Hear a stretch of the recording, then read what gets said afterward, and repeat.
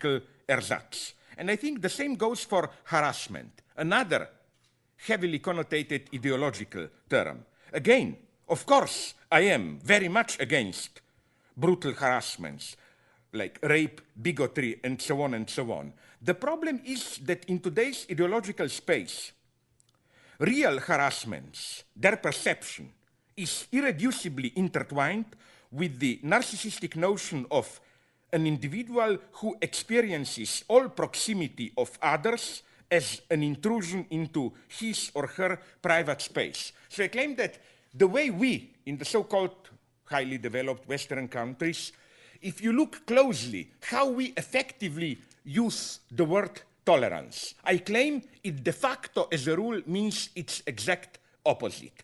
Tolerance means don't harass me. Don't harass me means don't come too close to me, you know, like are you washed, desodorants, don't smoke. And in other words, tolerance means I am intolerant towards your over proximity to me. Tolerance means don't come too close, stay at the proper distance. So ideology is, in this precise sense, a notion which, while designating a real problem, blurs a crucial line of separation. Okay, another of such classical ideological notions today, I think, is this celebration pseudo-Deleuzian of nomadic existence and so on and so on. Why? Because instead of enabling us to draw the crucial distinction, it blurs it. It brings together, under the same cover, nomadic existence, two totally different phenomena. One is the nomadic existence of, well, to be frank, somebody like me, and probably upper middle class intellectual, traveling nicely, sometimes with upgrades and so on, even business class.